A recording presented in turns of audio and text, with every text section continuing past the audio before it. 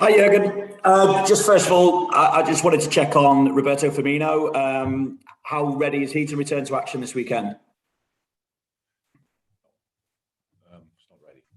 Bobby didn't even start training with the team. It will happen some point next week when he will be back in training, and then we have to see.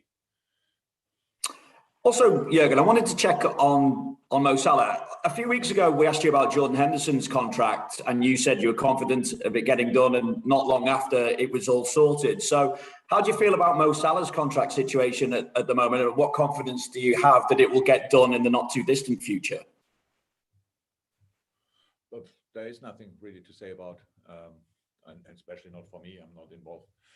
So, no. And it's obviously... The only thing I'm really interested in how Mo looks, how sharp he is, how committed he is in the moment, and that's absolutely spot on. He's really good, and that's everything. It's not really nothing to talk, nothing new to say.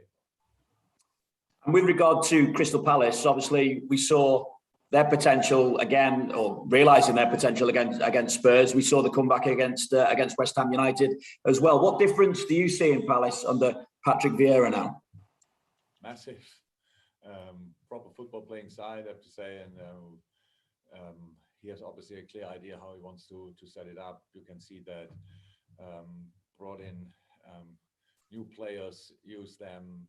I always said it's incredible how strong they are up front with all the players they have. Now Eduard came in, scored twice. Obviously had anyway quite a decent goal scoring record. Ayu, Bentik, the boy from Mainz, and Salah, obviously. So that's incredible quality. And now in midfield, Kouyaté back on his position. Gallagher, I'm not sure if you still can say he's a talent, even when he plays for U21, but he's a really, really good player.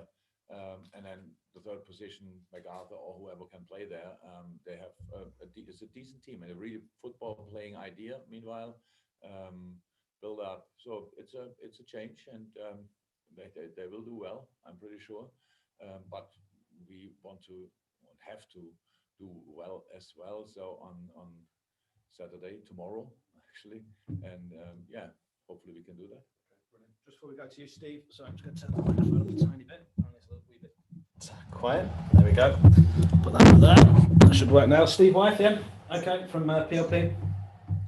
Hi there, Jurgen. You rested some players in the week. You spoke about how important that was, bearing in mind you were going to be playing every 3 days. I just wondered, is that becoming an even bigger challenge for a manager, managing your players' fitness and getting the balance right from one game to the next? Yeah, clear. We spoke a lot about the schedule, stuff like this. So, but this one is normal for us that we have 3 games a week. Is normal for us. But the Sunday, Wednesday, Saturday thing is a tough one. And so it's the shortest you can get in a normal week, and so you have to think about these kind of things. We did that. Thank God we came through. I really thought the boys did really well, and we will have to make changes again. That's clear. And I know it's early on in the season, but when you look at the top of the table, have you drawn any early season conclusions? Not very many points dropped by the big teams so far, are there? Yeah, that's now not a big surprise. I'm not really too much in the situation of the other teams, but for us it was an okay start so far with some good football. The boys showed that's important, but that's how I said. If you want to be up there with and around or in the middle or around the really the top spot, then. You have to. We cannot waste any points. Pretty much, that's how it is nowadays in the Premier League, and so nothing happened. We just have to keep going, and I'm not surprised about results of the other teams. To be honest, they are all really good, so we have to be good as well. Thank you, Steve. We'll go to James from TalkSport, Carl from the BBC, then Carl from Press Association. James first. Jurgen, Sadio Mane has scored in each of his last 8 matches against Crystal Palace. Where do you feel like he's at with his game at the moment as he tries to close in on 100 Premier League goals? Sadio looks really good, looks really sharp. I know we talk about these kind of things when a striker missed some chances, but that he has the amount of chances he had, the amount of finishes he had, that's actually the important stuff. And no, Salah is in a good moment, and he will get there one day. I'm not exactly sure how many is he missing now? Sorry, Ron James. I think he's got, is he 3 away, but he's 1 away from 100 goals for Liverpool. So he could do that tomorrow. Yeah, that'd be nice. To be honest, that would be really nice. No, so, how I said, Salah's in a really good moment, physically, and I think mentally as well. So really confident, and so you can see that a player misses a chance. It doesn't look desperate or whatever. It's just, and he has a smile on his face. He knows, I could have done this or this better, and all this kind of thing. So it's all good for the moment. But of course, Sadio is an exceptional player, so he has to perform exceptional. That's how it is, because this is the standard we accept from him, and usually delivers. Carl Woodward for 1 or 2 from BBC. Hi, Jurgen. Hi. I just want to talk about Divock Origi. We know how difficult it would have been for him being, sidelines, not being able to get to the side. But that performance he put in against AC Milan, what's that say about him as a player and a person as well to put in that display? Exactly what you probably think now as well. It was absolutely exceptional. Coming in and playing like this is really good. It's really good. But it's like that. We play a lot of games now, but we train as well pretty often, especially now in the last few weeks when with the international break, Div was not involved in that. So he was with us and could train with us, and he could show up, and we could see which shape is in the moment. For each player in the world, it's like that. You are not in all weeks exactly in the same shape, but he was really coming up and showed up in training, and that's why I decided to start him in the game.